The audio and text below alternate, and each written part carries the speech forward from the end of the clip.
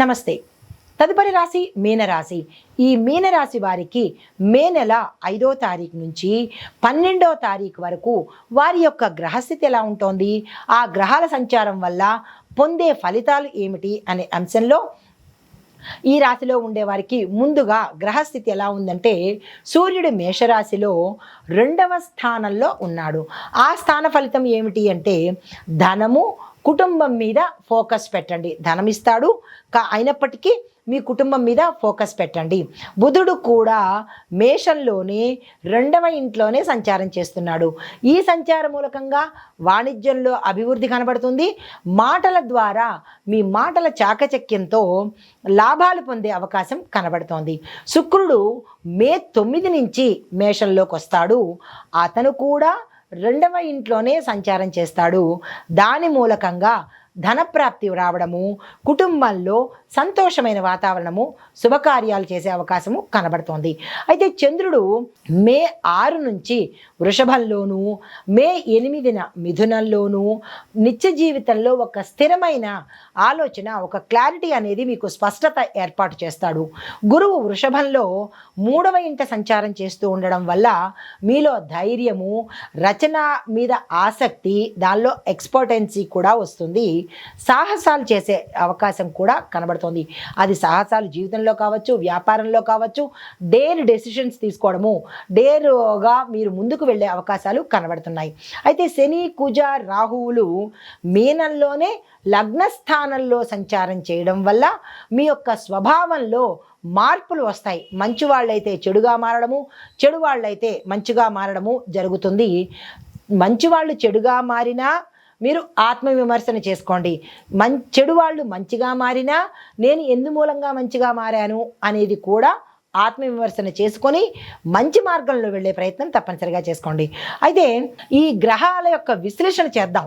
అయితే మేషంలో 3 గ్రహాలు ఉన్నాయి కాబట్టి ఆర్థికంగా బలపడే సమయము, వాక్కుని జాగ్రత్తగా వాడే సమయము.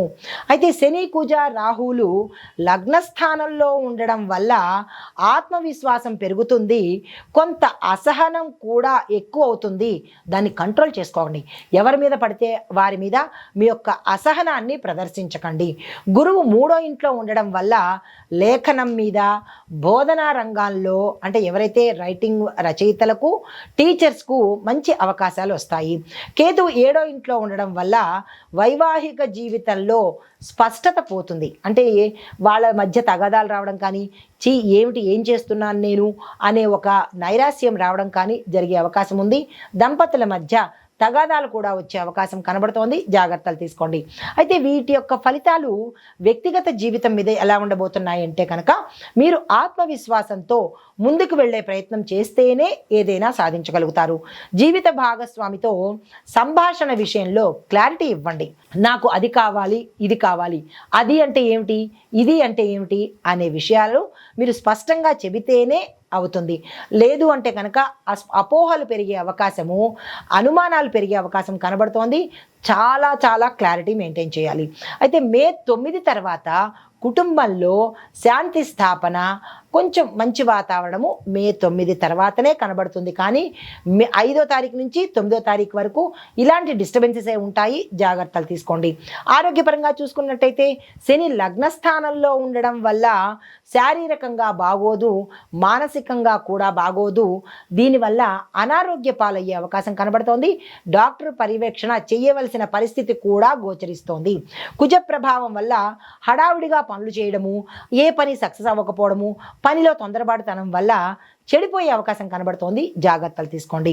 అయితే మే 6, 7, 8 ఈ సమయంలో మీరు ఆకస్మికంగా ఒత్తిడికి గురవుతారు.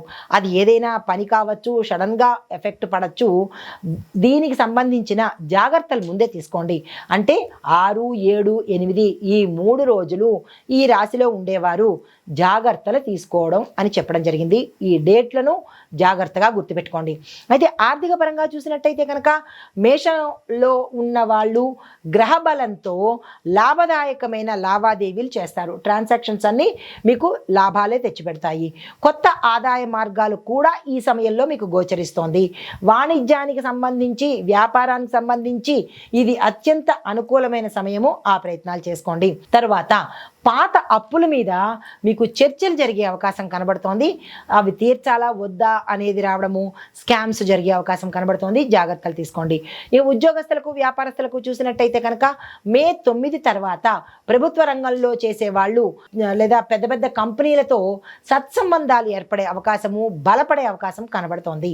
రచన, శిక్షణ, కమ్యూనికేషను అంటే ట్రైనింగ్లోను, రైటింగ్లోను, కమ్యూనికేషన్ రంగాల్లో ఉన్న వారికి విపరీతమైన పేరు ప్రఖ్యాతలు వచ్చే అవకాశం కనబడుతోంది. వ్యాపార భాగస్వామ్యాల్లో కొంత స్థిరత లోభిస్తుంది. అంటే కంటిన్యూస్గా నడిచే అవకాశం కనబట్టలేదు. ఆ భాగస్వామ్యాలు రద్దవడం కానీ, మధ్యలో క్యాన్సిల్ అయిపోవడం కానీ ఇలాంటివి జరుగుతోంది. అలా మీకు అనిపించినప్పుడు వాటి మీద ఒక క్లారిటీ తీసుకోండి. వారితో కూర్చుని మాట్లాడండి. మంతనాలు, చర్చలు జరిపినట్టయితే కొంత సానుకూలం కనబడుతోంది.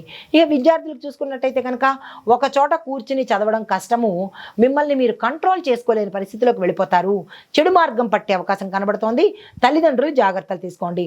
ఈ బృహస్పతి బలం వల్ల కొంతమందికి టెక్నికల్గా చదివే వాళ్లకు, క్రియేటివ్ దాంట్లో చదివే వాళ్లకు అద్భుతమైన ఫలితాలు సాధిస్తారు.